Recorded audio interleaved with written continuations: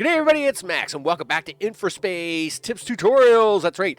In this Tips Tutorial section, we're going to have a look at the dev tools that are inside the game itself.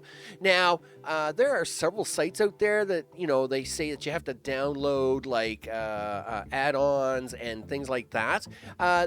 You don't have to do that. There are dev tools within the game itself that you can trigger yourself and then use them without any add-ons or downloads or anything like that. So let's get into the game and let's have a look at these dev tools.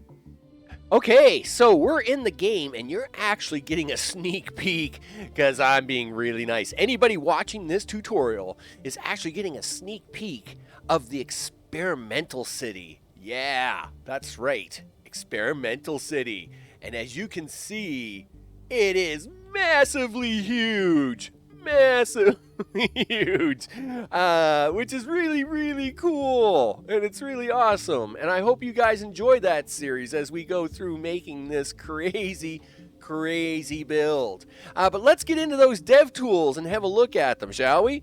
So we press the escape key, of course, when you're in the game, and that will bring up the menu. We can go to settings, and under settings, under the other section is developer mode, which you can turn on and off. When you turn it on, nothing will happen at first. So you switch this from the off to on mode, and then you hit apply, and you'll be good to go. So I can hit apply again, I guess. It doesn't really matter. And then go back to the game. Now that you've applied the dev mode tools, nothing changes at the moment. By the way, the experimental city does not use the dev tools, and I will not be saving this save because I've worked really hard on this save. So I mean, to have the awesomeness and the coolness like this, I didn't want to cheat with dev tools, but you can, and let's have a look at that now. Push the F3 key on your keyboard, and it's going to give you a warning saying debug mode is meant to be used in development. If you enable it, you might get bugs, and you push OK, and you now have the developers tools.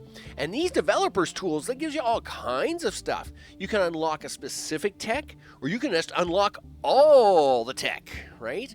If you want to inspect a specific object, like the stadium here, I can inspect this arena. It gives me its codes, its position, and of course, for those who are of the more programmable inclined, of course, it's got different variables that you can go through and set up.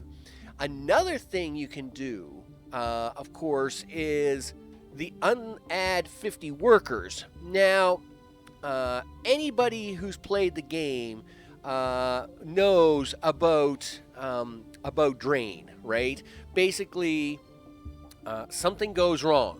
Okay, so let's say your city's at level 4, and you're building away, and then suddenly something goes wrong. Either a traffic jam happens, or you didn't notice a road connected, or something's gone wrong, and then suddenly everybody starts moving out, and it's a cascading effect, right? Blah, everything is toasted, right? Well, turns out, okay, hey, add 50 workers, right? Now, you get 20 workers at the start of the game for free. Those 20 workers at the start of the game, they cost no oxygen, they cost no food, they have no wants or needs. You get 20 free workers, and that's what you start the game with. Using the add 50 workers button gives you additional free workers. They will want no oxygen, they do not live in your buildings, they are magical workers that just are literally androids and live underground because they will not become part of your citizens' actual inhabitants. They do count toward your population, just like the original 20 do. So the original magical 20 citizens that you get do count towards your population, and adding 50 magical workers will also do that. That being said, they will not use any of your resources here. Even though I have housing for 30,000 people, I could add all kinds of workers for 30,000. They won't use any of these houses. These houses will, all the housing across the city, well, actually across my entire planet because the entire block is filled, will not fill up. Okay, so in this particular case, you can add 50 magical workers. Now, there's no sense adding I mean, you can add the magical workers, but unless you solve the real problems, of course, adding extra magical workers is probably just going to delay your issue, not really solve your issue.